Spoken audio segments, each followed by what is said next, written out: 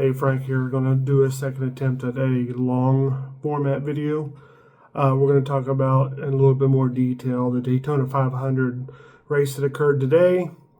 I'm just going to do a little quick breakdown of what happened, and then we'll discuss. About lap 5, BJ McLeod got turned, which triggered a 6-car crash involving Tyler Reddick, BJ McLeod, Justin Allgaier, William Byron, Noah Gragson, and Casey Mears. That all wrecked and was all involved in some capacity of this wreck.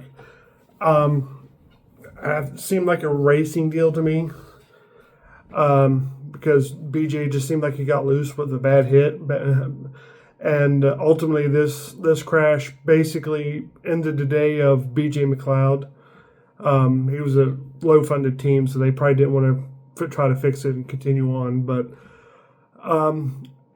while that caution was going on, every single driver except for Kyle Busch and company pitted, which I thought was really unusual that Kyle Busch was the only one that stayed out. Ultimately, it didn't affect him in the long run for the race, but at least not this incident. But that's the decision the team made.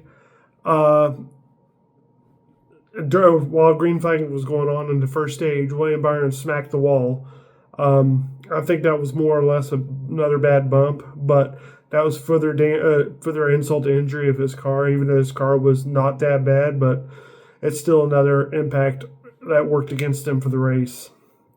Stage 1 winner was Zane Smith. The top 10 basically did a fuel strategy move. They basically hung in the back and was max fuel saving, which benefited him. They ended up winning stage 1, or he ended up finishing stage 1, and then we jump into stage 2. Stage 2, lap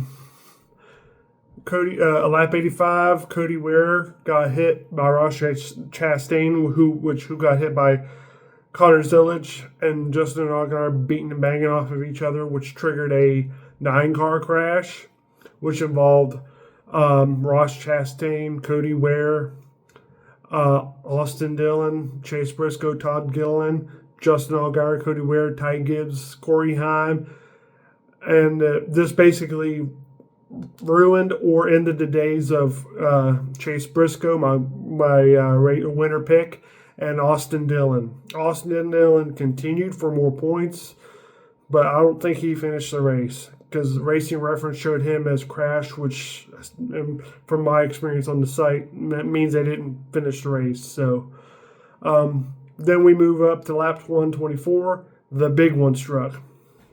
I wasn't sure if the big one was going to happen. I thought we were going to have a bunch of little crashes, which intensified as the race go on, but we had a big one.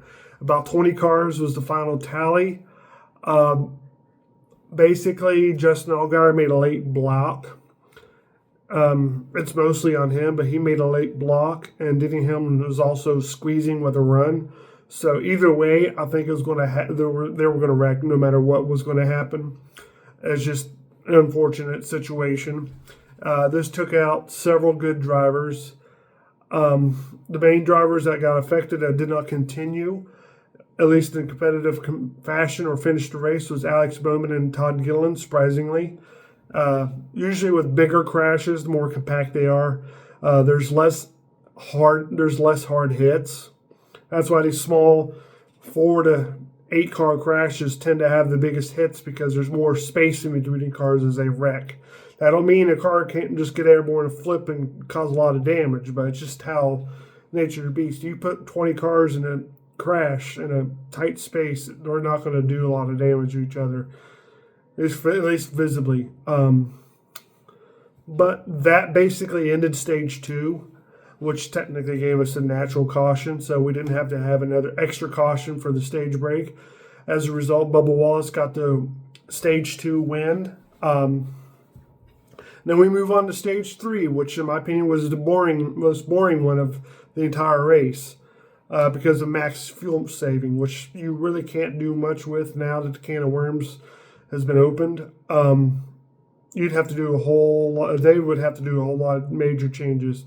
like example, like a softer tire that makes it wear to where they have to change tires, and on top of that, either they do a combination of making the teams use a fuel can that fills the car slower, on top of making it to where the tires get changed slower. That is probably the simplest fix.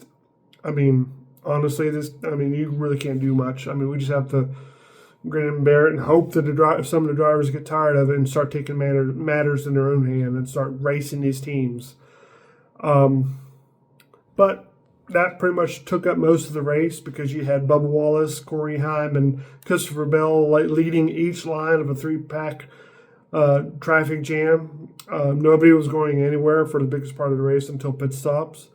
And during pit stops, it looked like Brad Keselowski and company was the most beneficial out of the entire pit cycle, but I doubt they were going to stay there because the pack really looked real shaky and slidey. So someone was going to wreck, and ultimately at lap 192, Christopher Bell lost control and took Denny Hamlin and into the wall. This basically ended Christopher Bell's day and ruined Denny Hamlin's race.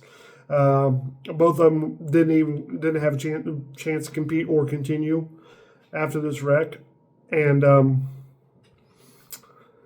then we move on to the final lap.